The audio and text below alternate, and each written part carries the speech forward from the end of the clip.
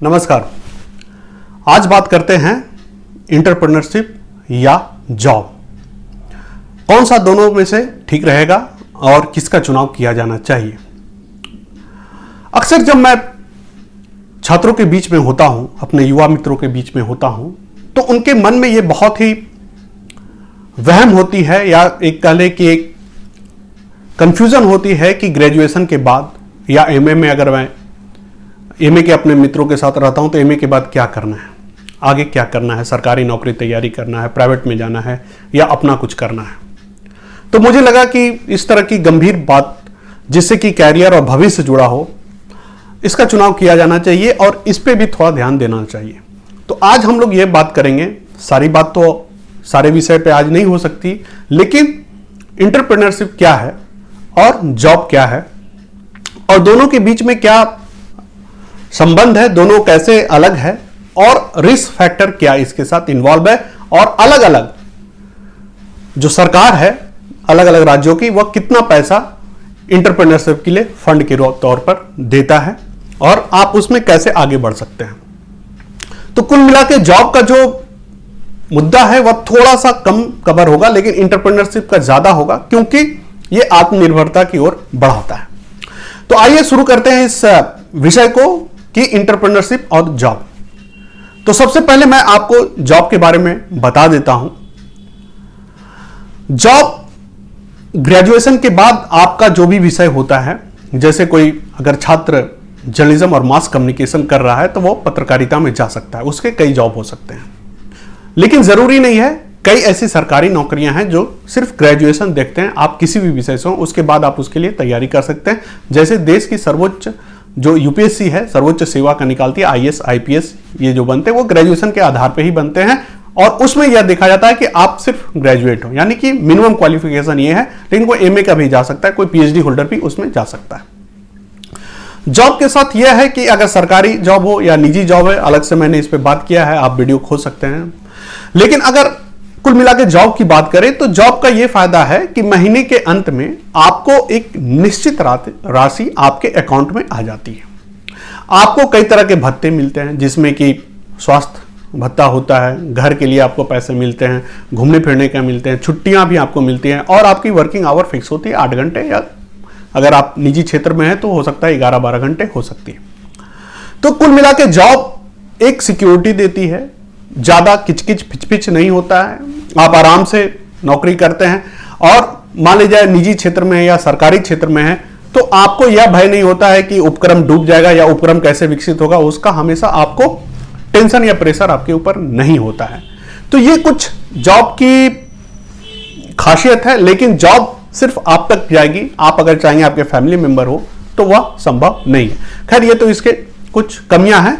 अब अगर हम बात करें एंटरप्रेन्योरशिप की, तो इस पे मैं कुछ ज्यादा बात करूंगा, इसलिए ज्यादा करूंगा क्योंकि यह आत्मनिर्भरता और आपको स्वयं अपने पैरों पर खड़ा होने के लिए मदद देता है या आपको प्रेरित करता है। और जो वर्तमान सरकार है उसकी एक ध्येय भी है कि वह युवाओं को एंटरप्रेन्योरशिप की ओर ज्यादा मुखातिब करना चाहती है। वह चाहती है कि भारत वैसा राष्ट्र बने जो कि जॉब गिवर हो, जॉब सीकर ना हो, यानी कि नौकरी देने वाला लोग अधिक हो, देने वाले लोग अधिक हो, नौकरी खोजने वाले जो लोग हैं वह कम हो, या नौकरी के लिए जो इंतजार करते हैं वो कम हो। और आपको मैं बता दूं कि विश्व के जो बड़ी बड़ी अर्थव्यवस्था है, जैसे अमेरिका ले ले, चाइना ले ले, वहां ज्यादातर लोग एंटरप्रेन्योरशिप में बिलीव करते हैं। और यही कारण है कि विश्व की तमाम जो बड़ी बड़ी कंपनियां, आप सॉफ्टवेयर आईटी का या बड़ी बड़ी कंपनियां देखते हैं, उन्हीं राष्ट्रों में जुड़े हुए हैं, जो कि एंटरप्रेन्योरशिप यानी कि अपना शुरुआत करके, अपना उपक्रम का शुरुआत करके उन्होंने आज एक मुकाम हासिल किया और पूरे विश्व पर उनकी प्रोडक्ट बिकती है, या हम लोग पूरे विश्व के लोग उसके उपभोक्ता हैं। तो एंटरप्रेन्योरशिप मतलब अपना कुछ उपक्रम शुरू करना। तो एंटरप्रेन्योरशिप का मतलब यह है, जिसको हम लोग साधारण, सरल और सहज भाषा में अगर समझे तो एंटरप्रेन्योरशिप का मतलब सीधा सीधा है कोई अपना बिजनेस शुरू करना।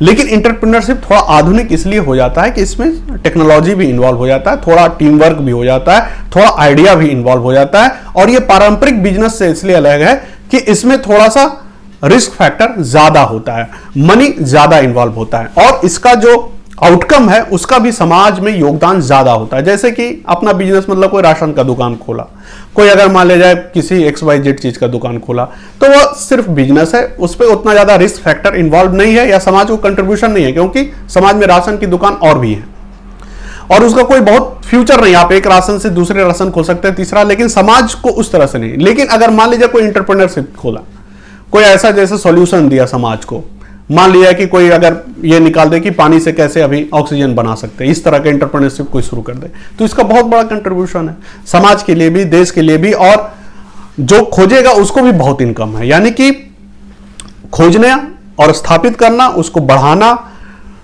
उससे इतना फायदा होता है या इतना इनकम होता है कि आपको पद, प्रतिष्ठा, पहचान, पैसा सब कुछ मिलता है।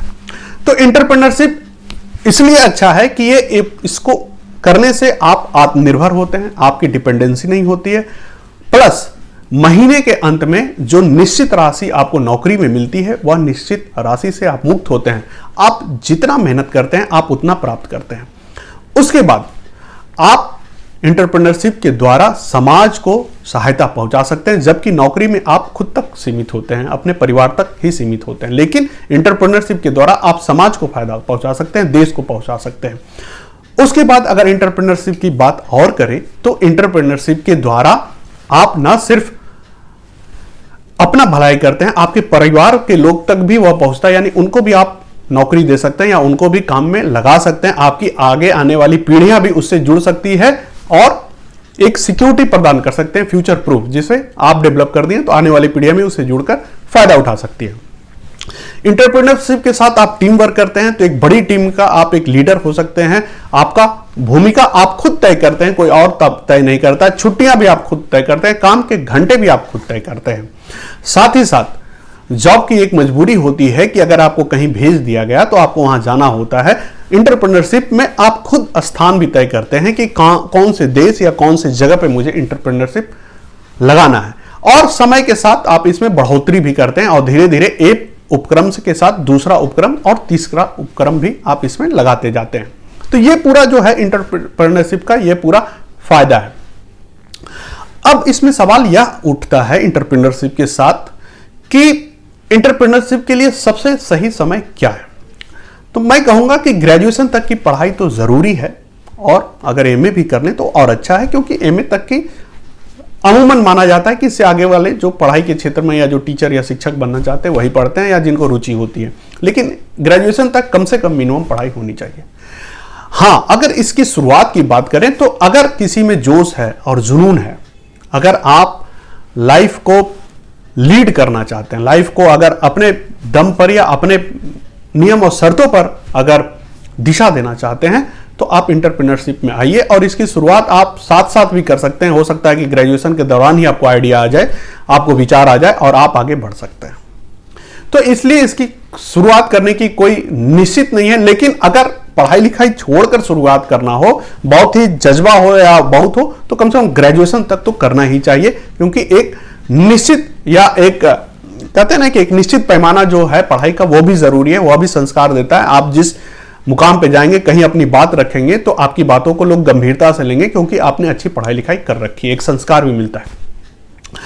अब एंटरप्रेन्योरशिप के लिए जो सबसे बड़ी और जरूरी बात है यह कि इसमें पैसे कहां से मिलेंगे, और कई लोगों के मन में यही होता है कि पैसा कहां से आएगा। तो आपको मैं बता दूं कि जैसा कि मैं बता दिया हूं, आपको बताया हूं कि ये जो सरकार है इसका पूरा इस पे फोकस है कि देश कैसे एंटरप्रेन्योरशिप के रूप में, युवा उद्यमियों के रूप में विकसित हो, और युवा उद्यमियों को विकसित करने के लिए स्टार्टअप इंडिया नाम के कार्यक्रम चलाया गया है।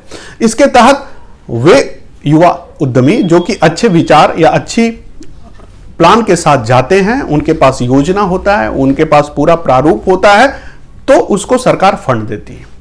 साथ ही आप केंद्र सरकार से भी फंड ले सकते हैं और राज्यों से भी आप फंड ले सकते हैं। जैसे अलग अलग राज्यों का जो एंटरप्रेन्योरशिप के लिए फंड है या स्टार्टअप इंडिया के लिए फंड है वो अलग अलग है। जैसे जम्मू कश्मीर को ले लें तो मिनिमम 10 लाख का है, दिल्ली को ले लें तो मिनिमम 25 लाख का है, उसी तरह से बिहार को ले लें तो मिनिमम 10 लाख का है। लेकिन यह आगे बढ़ सकती है, अगर आपका प्लान अच्छा हुआ, सक्सेस हुआ, फिर से ऑडिट हुआ, आप फिर से लोन के लिए अप्लाई करते हैं तो फिर से मिल सकता है, और यह 10 साल तक इंटरेस्ट फ्री होता है। तो आप सोचिए कि सरकार कितना तवज्जो दे रही है, कितना महत्व दे रही है कि आप खुद का कुछ अपना करें और ना सिर्फ आप खुद का रोजगार सृजन करें बल्कि और लोगों को भी इसमें रोजगार आप दे। ये सरकार का पूरा ध्येय है। अब इसमें पैसे की बात होगी। अच्छा, पैसे में मैं और कुछ बता दूं आपको कि जरूरी नहीं है कि आप सरकार से ही लोन लें। मान लीजिए आपका फैमिली बैकअप अच्छा है, आपको फैमिली से पैसे मिल जाते हैं या आपको कोई इन्वेस्टर मिल जाता है। मान लीजिए कि जैसे अभी टाटा कंपनी है, कई सारे स्टार्टअप में उनका पैसा लगा हुआ है, उसी तरह से रिलायंस है। तो बहुत बड़ी बड़ी जो कंपनियां हैं वह भी जो है नए नए स्टार्टअप को देखती है। कोई अगर जिसका अच्छा बैकग्राउंड है, मान लीजिए कोई IIM से किया हुआ है या कोई अच्छे इंस्टीट्यूट से किया हुआ है, अच्छा उसका बैकग्राउंड है, तो उसको फंड भी देती है क्योंकि उसका पृष्ठभूमि ऐसा होता है कि उस पर विश्वास किया जा सकता है कि वो कुछ अच्छा करेगा। तो उसको फंड देती है और ताकि वो बढ़ जाए और बाद में वो मुनाफा के रूप में कुछ अमाउंट भी लेती है। तो या तो आपका फैमिली से पैसा मिल जाए, या तो आप किसी कंपनी या किसी ऑर्गेनाइजेशन के द्वारा आपको फंड मिल जाए, या फंड का और भी सोर्स हो सकता है, या फिर लास्ट में आप सरकार से भी फंड ले सकते हैं या आप अपने दोस्तों से भी ले सकते हैं। हम लोग इस पे भी, जिसको क्राउड फंडिंग वगैरह भी कई तरह के फंड होते हैं, अगर आप चाहेंगे और अगर आप बोलेंगे तो ये क्राउड फंडिंग पे मैं अलग से वीडियो या इसके किसी भी सेक्शन पे अलग से एक प्रस्तुति बना सकता हूं। तो स्टार्टअप के लिए पैसे की बात हो गई। अब उसके साथ रिस्क फैक्टर क्या है? बहुत जरूरी है कि स्टार्टअप के लिए रिस्क फैक्टर यह है कि आपका समय जा सकता है 2-3 साल 4 साल अगर आप सक्सेस नहीं करते हैं तो, या कुछ अमाउंट ऑफ मनी जा सकता है जिसमें 10 लाख 12 लाख, और यह भी बहुत बड़ा नहीं है। कोई कार खरीदता है तो इतना पैसा दे देता है, फिर पूरे जीवन का लक्ष्य या पूरे जीवन की सपना पूरा करने के लिए 10 लाख 12 लाख कोई बड़ी अमाउंट नहीं है, वो लगाई जा सकती है और समय भी ज्यादा नहीं।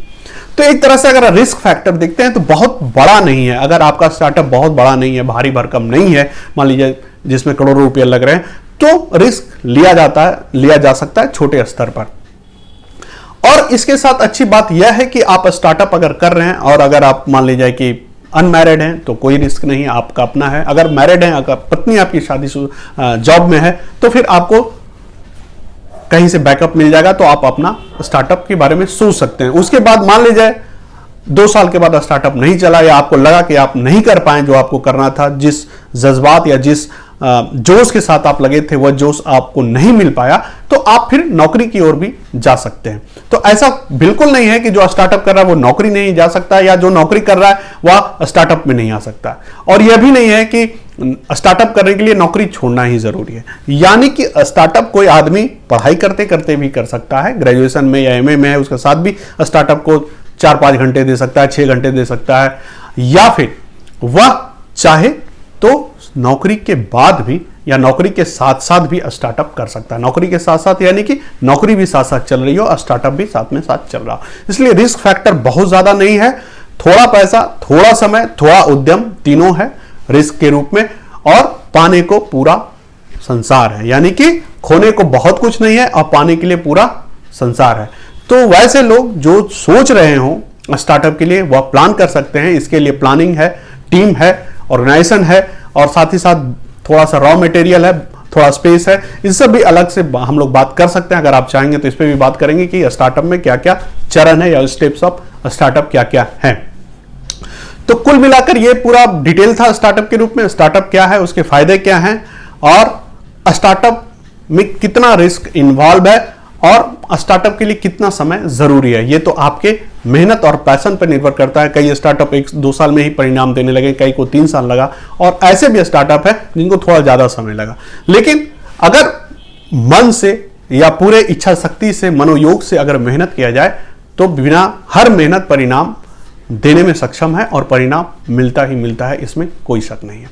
तो कुल मिलाकर आज की प्रस्तुति यही था। जॉब और स्टार्टअप या इंटरप्रेन्योरशिप में कौन सा पेशा लिया जाए और किसमें क्या खासियत है, और खास करके स्टार्टअप में क्या क्या फैक्टर है, इस पे आज हम लोगों ने बात की, और उम्मीद है आपको यह प्रस्तुति पसंद आई होगी। तो इसी के साथ फिर धन्यवाद।